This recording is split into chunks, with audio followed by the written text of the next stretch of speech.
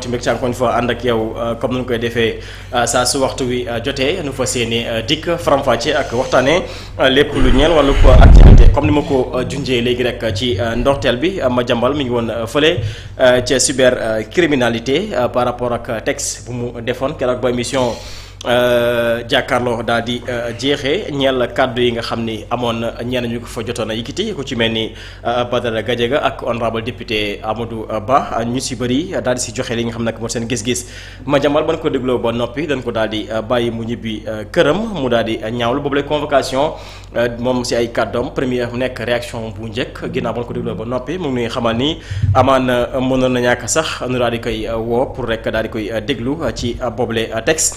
bu fekkee dafa am ñu bëgg a tëj gémminam loolee moom jàpp na ni que ni du sotti fii ci biir réew mi Thioune nan nga jàngatee kaaw ki nga xam ne nag moo di Madiambal Diagne fële ca cybercriminalité nu ko doon toppee texte bi nga xam ne moom la defoon keroog ba émission jàkkaarloo jeexee. waaw xam nga aussi lu àdduna bi nag du képp ku ñu woo rek pour déglu la après dañ lay forcément. Arrêté wala ñu mandat de dépôt la wala ñu def garde à vue la loolu vraiment c'est pas évident.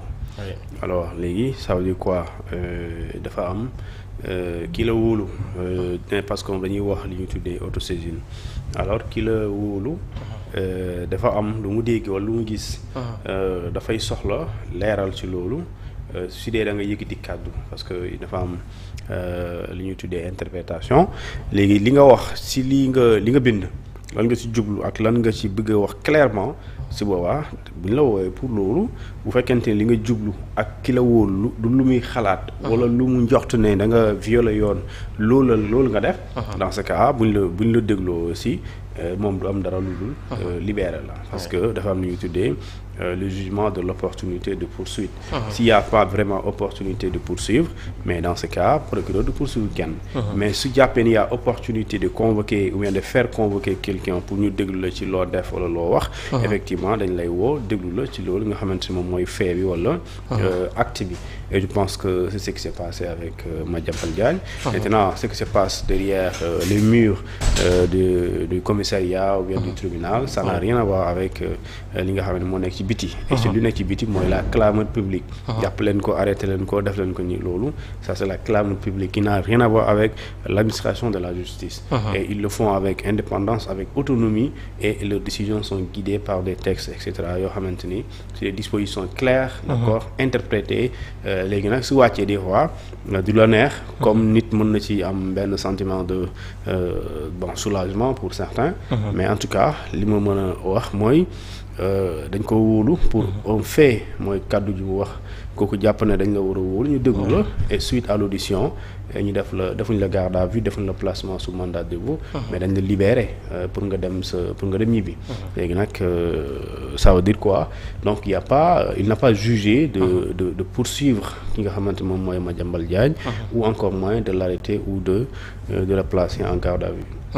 alors moom jàpp na ni convocation bi mbirum intimidation kese la wala rek pour tëj li nga xam ne nag moo di gémminam est-ce que matière amoon na ci kàddu yi nga xam ne yëkkati na ko wala texte bu mu bind pour rek nu mën ko si daal di toppee ndax ñu si bëri jàpp na ni loolu diffamation am na si ñeneen ñi jàpp ni carrément atteinte ci li nga xam ne nag moo di honneur kii di le premier ministre loolee aussi am na si par rapport ak kàddu yu mu fa yëkkati. waaw xam nga li ma la wax sànq mooy.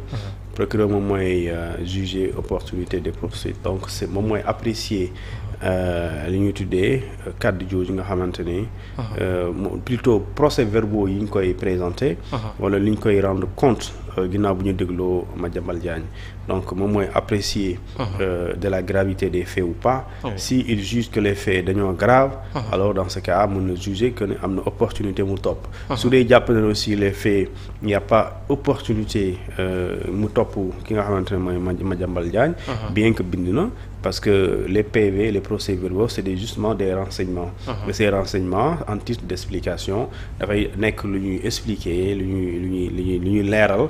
et su boobaa ki nga xamante ne moo la wóolu su amee lu leer bu jàpp ne effectivement li ñuy joxtoon ne nga wax. en réalité di loolu nga wax ci procès-verbaux yi. bu jàppee ne amul opportunité kooku moom kenn mënu ko bañal mooy dafay abandonner li nga xamante ni moom mooy possibilité de poursuivre. Au cas échéant aussi comme bu amoon tey mu gis ne Madiambal déglu nañ ko mais lu mu tontu enquêteurs yi satisfaire wu ko. Effectivement mu jàpp ne daf ko war a place sous mandat de dépôt. Alors il le fait en toute liberté en toute indépendance sans que mu subir lu ñu tuddee une quelconque pression. léegi nag lu ñu war a sóoraale aussi si Sénégal aussi il faut nu xam les magistrats ou le procureur lu muy def décision yi muy jël. donc moom da koy jël en toute indépendance da koy jël en toute liberté. donc il n'est pas là muy subir pression politique wala pression sociale. wala clameur publique bi ñëpp wax na rek il faut ñu def loolu de juste demee kooku procureur demeewul noonu. mais bu jàppee ne aussi daf la war a tëj d'accord bu jàppee dafa la war a place solo en garde à vue. da koy def léegi nag loolu à chaque fois nag décision bu amee donc gis nga ku ne di ci am interprétation. certainement tey quand Madiambal rentre chez lui bon peut-être xaaruñu woon loolu. d'autres aussi quand ils rentrent ils considèrent que ça aussi c'est la justice qui fait son travail. léegi nag pour dire que nit ñi moom ñun ñoo fi nekk di commentaire rek ku ne am sa xalaat non justice liggéeyul mu ngi liggéey. léegi nag pourtant chaque jour mu won la li nga xamante ne moom ci loolu la nekk. exactement alors ba tey it ci mbir moomu daanaka tey du kii du Madiambal rek nañu convoqué même Ardo Gningue moom it convoqué nañ ko fële ci division des investigations criminelles par rapport ak texte bi nga xam def na ko ci kaaw kii Ousmane Sonko moom ci ndorteel ba mu nekkoon wala ci jamono yële mu amoon jafe-jafe ak yoon ba nu condamné woon ko li nga xam ne nag moo di sursis est-ce que moom yaakaaroo ni kaawam dina gën a critique que convocation kii di Madiambal naka tey ji fële ci cyber criminalité. Bon, à faire une comparaison entre ñaari textes yi je vois pas une différence. Entre les deux textes sauf que celui de Madiambal Diagne moo gën a gudd. Celui de Ardo moins court. Mais en termes de contenu de message. C'est le même message en fait. C'est-à-dire que soo incriminer le message de Madiambal Diagne. nga jàpp ne c'est un message un propos qui viole la loi mais effectivement celui de Ardo aussi il enfreint la loi. léegi nag mën nga ci sauf que loolu aussi tënkul procureur bi.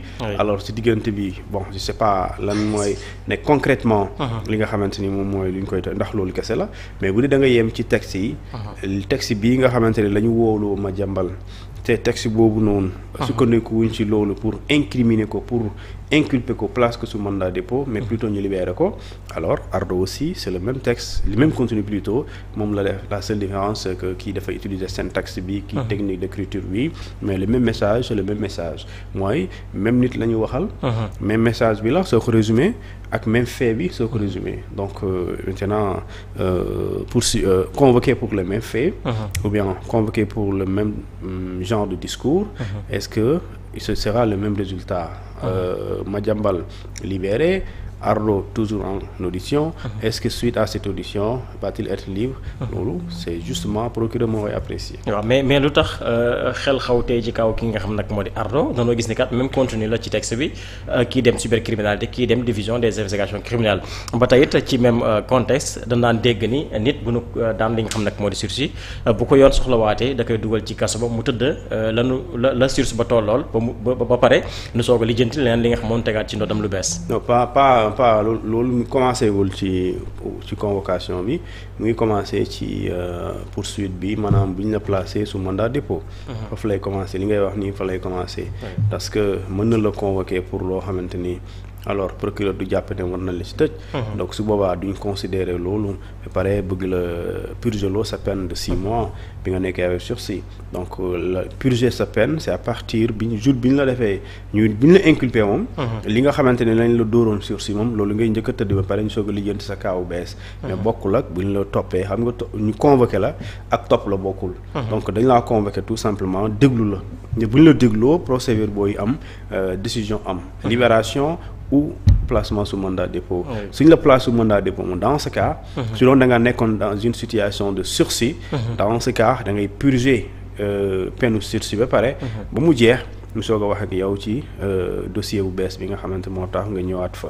donc c'est comme ça que ça se passe donc pour l'instant mënagoo wax l'application du sursis. parce que xamoo ndax dañ koy arrêté wala dañ koy garde à vue. léegi bu ñu ko arrêté garde à vue ko donc moom dafay consommer d'abord le nombre de mois bi nga xamante ni moom lañ ko dóor muy sursis. ñu soog a wax ci dossier bi nga xamante moo waral ñu jàpp ko bees. léegi nag su dee loolu xamagoo dañ ko jàpp ou pas c'est sur matinal précoce de dire effectivement est-ce que. demee ci kanam yoon parce que yoon topp goo ko. yoon dafa wóolu léegi su ko yoon toppee. ça veut dire bu dugal ko ci kaso bi et dans ce cas il va purger la peine sursis plus après plus tard bu matee ñu soog ko déglu wala àtte ko ci niveau dossier bu bees bi. loolu dina compliqué. ci kawam waaw si il est gardé si bu dee dañ koo inculpé. loolu mooy doon cas bi maintenant s'il n'est pas inculpé aussi il va justement rentrer chez lui. mu continuer nekk si li mu nekk. exactement alors ci mbir moomu aussi ñu ngi nuyu.